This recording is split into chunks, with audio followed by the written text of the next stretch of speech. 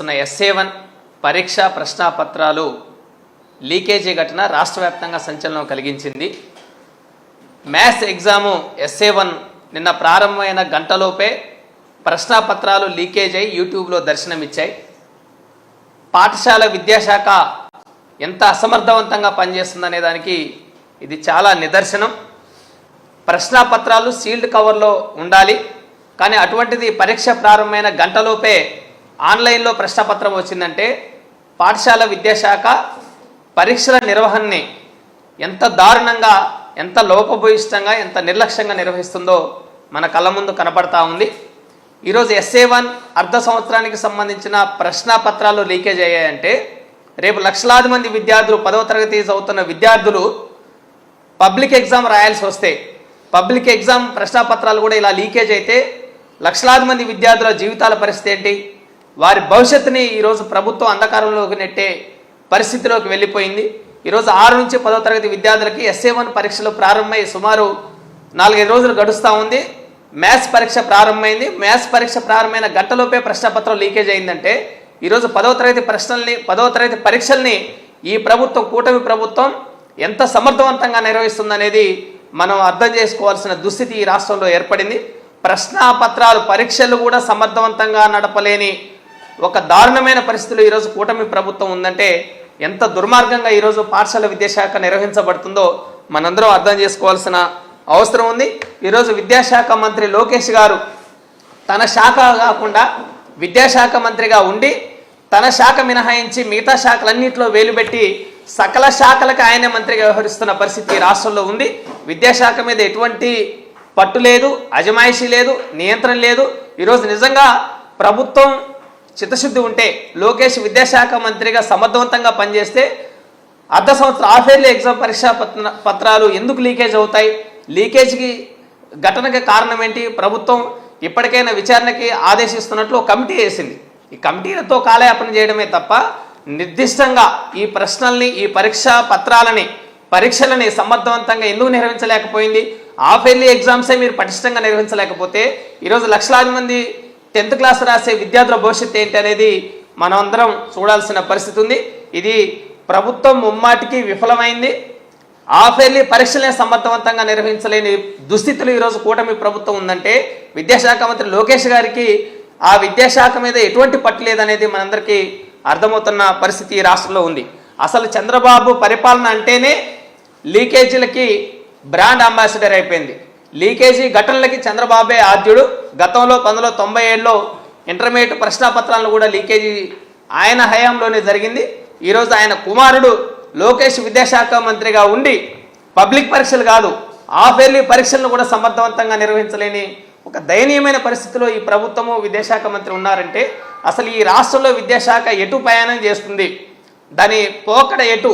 విద్యాశాఖ మంత్రికి విద్యాశాఖ మీద పట్టుందా, అజమాయిషీ ఉందా అనేది చాలా దారుణమైన పరిస్థితిలో ఈరోజు ఉన్నది. ఆయనకి విద్యాశాఖ మీద ఏమాత్రం నియంత్రణ లేదు. అందుకే ఇటువంటి లీకేజీలు ఘటనలు జరుగుతున్నా కానీ ఏమాత్రం పట్టించుకోవడం లేదు. 97లో ఆయన తండ్రి హయాంలో లీకేజీ జరిగితే ఈరోజు కుమారుడు ఇదే చంద్రబాబు సీఎంగా ఉండి కుమారుడు విద్యాశాఖ మంత్రిగా ఉన్నప్పుడు లీకేజీ జరిగింది. లీకేజీ జరిగిందంటేనే ఆయనకి ఈ విద్యాశాఖ మీద ఎటువంటి పట్టు లేదనేది మనందరం అర్థం చేసుకోవాల్సిన పరిస్థితి ఉంది. చివరికి చంద్రబాబు పాలనలో కూడా ఎంసెట్ ప్రశ్నాపత్రాలు కూడా లీకేజ్ అయిన ఘటన గతంలో ఉంది. గత చరిత్ర చంద్రబాబు పరిపాలన మొత్తం విద్యారంగంలో లీకేజీలు, అసమర్థత మన కొట్ట వస్తూ ఉంది. గతంలో ఏవైతే పొరపాట్లు జరిగాయో వాటి నుంచి ఎటువంటి సమీక్షలు తీసుకోకుండా ఈరోజు కూటమి ప్రభుత్వంలో కూడా మళ్ళీ లీకేజీల బాటన పట్టింది.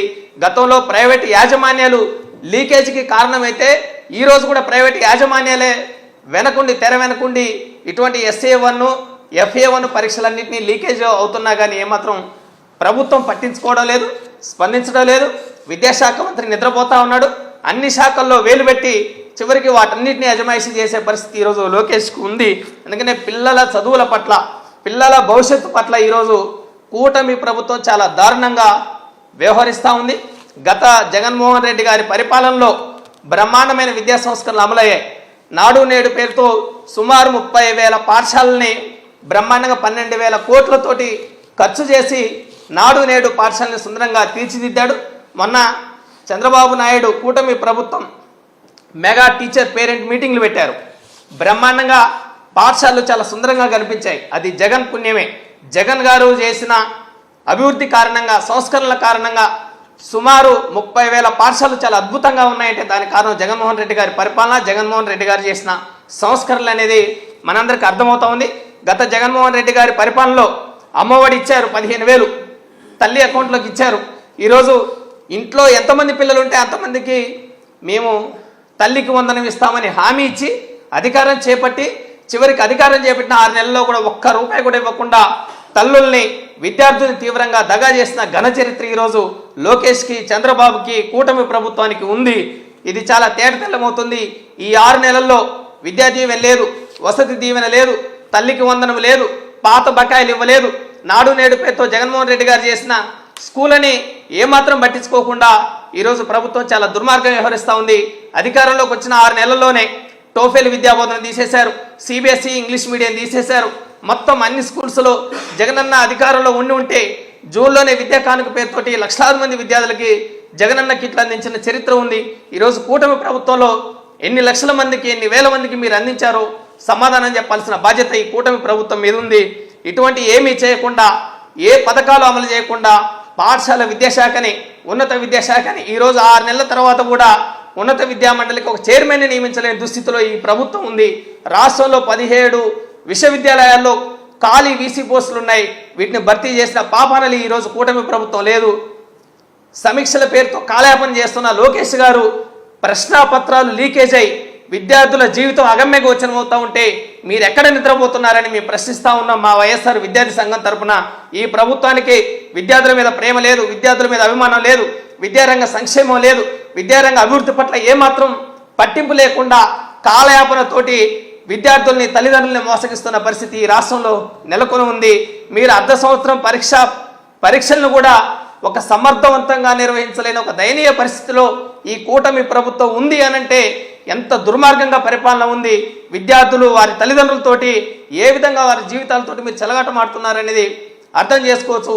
ఇకనైనా ఈ రాష్ట్ర ప్రభుత్వం మొద్దు నిద్ర వేడాలి.